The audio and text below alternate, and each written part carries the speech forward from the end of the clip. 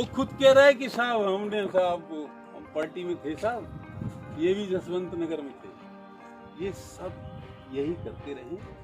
अब ये चुनाव हो जाने तो तब इन्हें बताऊंगा। तो केसेस का सिलसिला ये है, मैं तो जहां जाता हूं, अब मेरे साथ भैया 60 गाड़ी 70 गाड़ी चलती है। जेड सिक्योरिटी में 15-16 साल रहा हूं। डिप्लोमेटिक पासपोर्ट होल्डर हूं मैं। जो एक राजनयिक को सुरक्षा मिलती है, मुझे एयरपोर्ट पे मिलती है, मुझे CISF मिलती है। अब आगे 100 गाड़ियां चलने ही कहीं कोई झगड़ा सिंह से मिल गया। मेरा चीफ मिनिस्टर खुद मुलायम सिंह से मिल गया। वो ड्यूटी करहल के, और वहां के लोग मैं मारता नहीं, उसकी पूजा करता। ये मथुरा का लाला मेरे पैसे खा गया, उसे मारता नहीं, उसकी आरती उतारता। ठीक है, उसका एक आध मुकदमा चलता है, चलने दो। और 2-4 मुकदमे चलते हैं, चलने दो। हाई कोर्ट पड़ा है, सुप्रीम कोर्ट पड़ा है। आज केसेस की बात हो रही है तो मैं पहली बार कह रहा हूं, एक भी मुकदमा मेरे खिलाफ कोई सच नहीं था। दे झूठ, दे झूठ, दे झूठ। मैंने आरक्षण पे 17 मुकदमे लड़े, ये और 17 लड़ लूंगा। हारा नहीं हूं। अगर किसी में सच्चाई होती तो एक आध में तो हारता, एक आध में तो कन्विक्शन होता। इसलिए ये सब पॉलिटिकल बातें हैं। और जब चुनाव आता है, चलो मुकदमा, चलो मुकदमा, मुझे पता तो करो। समझ गए आप? अच्छा, इतना बड़ा मुकदमा चल रहा हो तो अब तक आपको पता नहीं, उन्होंने ही बताया। अरे भाई साहब, धरती पट गई। खत्म होना चाहिए था। मुझे तो खुद हैरत है कहाँ है, क्या किस्सा है।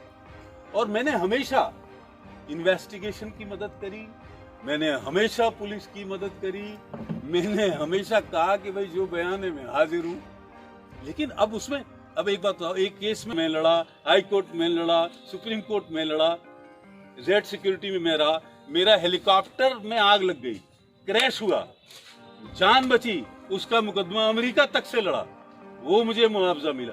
मैं तो पता नहीं, जब वो चुनाव आता है तब वो ढूंढते हैं, अरे साहब ये 3 मुकदमे रह गए, काय के हैं कि साहब ये हमें भी नहीं पता।